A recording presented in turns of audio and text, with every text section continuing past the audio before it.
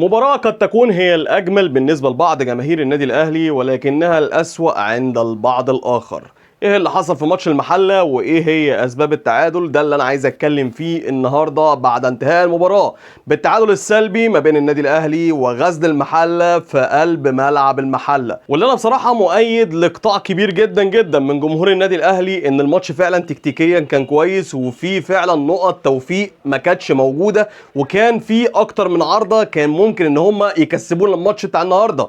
ولكن الجانب الاخر واللي يعتبر برضه معاه حق بشكل كبير جدا ان المدرب الحالي جوزيه ريفيرو المدير الفني الحالي للنادي الاهلي عنده اخطاء كبيره جدا جدا خلال المباريات تكاد تكون كارثيه.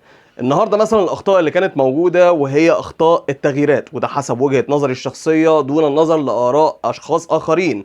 ولكن المدير الفني الحالي النهارده عنده كوارث في موضوع التغييرات. تخيل ان انت عندك مهاجم وحيد وهو جراديشار، وعندك مهاجم تاني وهو محمد شريف، وقاعد بره في وسط ما انت بتحاول، وفي وسط ما انت الريتم بتاعك سريع، وفي وسط ما انت عمال تجيب في عرضات، بتلاقي ان المدرب بتاعك بيطلع جراديشار وبينزل مكانه محمد شريف تبديل مهاجم مهاجم. طب ازاي يا عم الحاج؟ انت المفروض ان انت بتحاول ان انت تجيب هدف، فالمفروض ان انت بتخلي 2 لعيبه المفروض ان هم يبقوا موجودين في المراكز الهجوميه. ادي نقطه ودي اول افتكاسه. كذلك برضو الحاجه اللي كانت موجوده من بدايه الماتش وهي تريزيجيه ناحيه اليمين. لو تتفرج كده على المباراه اللي فاتت اللي كسبنا فيها 4-1 هتلاقي ان برضو تريزيجيه كان بادئ الماتش ناحيه اليمين، وتريزيجيه كان اداؤه من اسوأ ما يكون.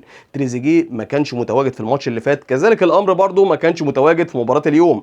النهارده انا شفت زيزو حاسس شويه كده ان مش هو زيزو. السرعات والجري والكلام ده ممكن تكون احمال بدنيه زياده، اللاعب حاسس بالضغط اللي موجود من دفاع نادي غزل المحله، عشان كده ما كانش فيه سرعات كبيره احنا شايفينها منه. ميس باص رهيب جدا جدا من اول الماتش ولحد اخره. كان المفروض الكلام ده كله يتعالج من المدير الفني.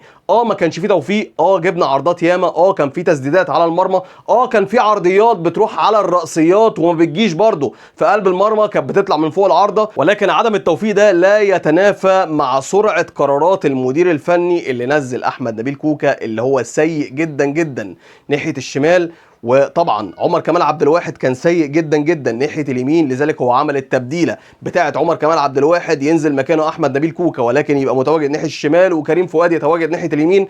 كريم فؤاد اللي ما اداش ربع الاداء اللي بيأديه ناحيه الشمال، وما اعرفش ازاي ما تسالنيش، رغم ان هو بيلعب برجليه اليمين فقط لا غير، ما بيلعبش بشماله. حسيت بتوهان كبير جدا جدا جدا من كريم فؤاد لما نزل ناحيه اليمين. كل دي حاجات كانت في قلب الملعب كان المفروض المدير الفني ياخد باله منها، والمفروض يبقى عارف امكانيات اللعيبه اللي موجوده تحت ايده.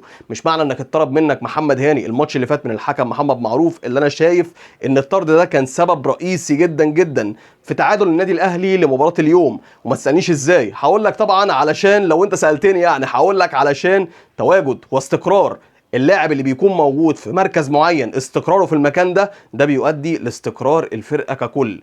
لما يبقى عندك لاعب مقصر جدا في مركزه بيأثر على الفرقه ككل. فطبعا غياب محمد هاني النهارده ادى لتواجد عمر كمال عبد الواحد، وطبعا لسوء اداء عمر كمال عبد الواحد ادى لاستبدال كريم فؤاد من الناحيه الشمال للناحيه اليمين. لخبطه كبيره كده حصلت في قلب الماتش النهارده، كان بطلها طبعا محمد معروف من المباراه اللي فاتت والطرد اللي كان حصل. وده راي شخصي ليا اللي انا شفته النهارده في منتصف الشوط الاولاني وفي معظم فترات الشوط الثاني، ان الانسجام كان شبه معدوم عند لاعبي النادي الاهلي. الملعب كان وحش، جماهير المنافس طبعا فريق غزل المحله له جمهور وكان يعتبر ضاغط عليك الى حد ما، ولكن ده مش معناه ان انت كمدرب واقف على الخط واقف مش عارف تدرس الفرقه اللي قدامك. لا درستها قبل الماتش، وده حسب وجهه نظري بيك ان انت ما درستهاش قبل الماتش، ولا عارف ان انت تاخد قرارات في محلها بالتغييرات التكتيكيه اللي المفروض انها اتعملت، سواء تغييرات على الورق او تغييرات بنزول لاعبين لارضيه الملعب. انت مش عارف تاخد قرارات، وده رايي الشخصي فيك. وانا ما زلت مصمم على رايي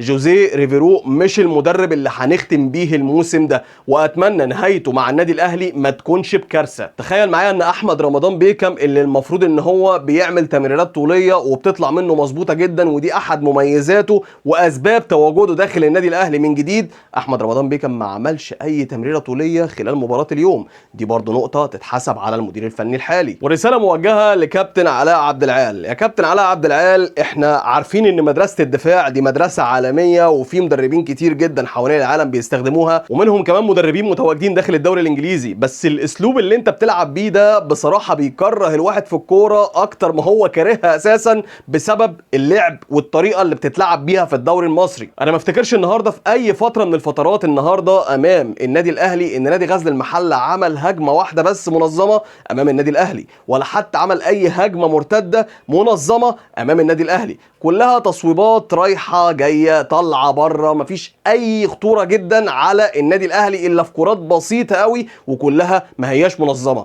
دي كانت بتيجي توفيقيه كده للمهاجم اللي بيبقى موجود امام الحارس محمد الشناوي.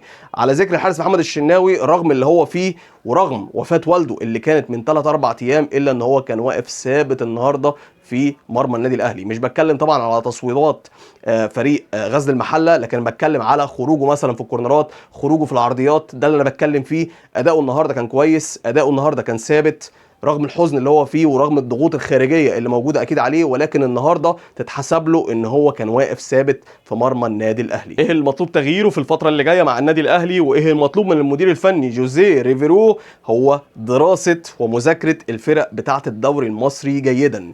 لحد دلوقتي المدير الفني جوزيه ريفيرو ما ذاكرش ولا عرف الدوري المصري طريقه اللعب جواه ازاي. انت عندك جوه الدوري المصري فرقتين، 3 فرق، 4 فرق اللي بيلعبوا كوره تعتبر كوره محترمه، لكن عندك باقي الفرق كلها من وسط الجدول لحد اخر الجدول كلهم بيلعبوا بطريقه واحده بس: ازاي نغلس على المنافس، وازاي ندافع قدام المنافس، وازاي نخطف نقطه من المنافس. فانت هتواجه الموضوع ده كتير جدا. واجهت امام مودرن سبورت في المباراه الاولانيه الطريقه ديت وتعادلت بنتيجه 2-2، بل كمان مودرن سبورت كان مؤهل ان هو يخطف منك الماتش. كسبت الماتش اللي فات ماشي، كسبت بنتيجه عريضه، ولكن في ماتش النهارده وفي ملعب الكينج باور اللي احنا عارفينه ملعب غزل المحله ما قدرتش ان انت تعمل اي نتيجه ايجابيه. ولكن مش هقول لك طبعا، مش هتكلم على سوء توفيق النادي الاهلي، هرجع واقول لك من جديد ان كان في ايدك الاداره الفنيه الخارجيه، وانت للاسف فشلت في كل التغييرات وفي كل التحولات التكتيكيه اللي المفروض ان انت كنت تعملها خلال مجريات الماتش وتخطف بيها الهدف وتطلعنا من الماتش ده بالثلاث نقط. عموما الدوري لسه طويل والماتشات لسه كتير، ولكن المنافس بتاعك مش هيقف يتفرج عليك ويستنى، سواء كان الابيض او الازرق كلهم واقفين متربصين لك ومستنيين وقوعك علشان يصعدوا على كتافك. عموما لو انت بقى الابطال اللي وصلوا معانا لحد اخر الفيديو، لايك شير كومنت تاج، اشترك في القناه وفعل زر الجرس عشان تعرف كل جديد جاي، واخبطنا لايك متين محترم منك عشان الفيديو يوصل لاكبر عدد من الناس. واشوفك يا صديقي على خير المره اللي جايه. السلام عليكم ورحمه الله وبركاته.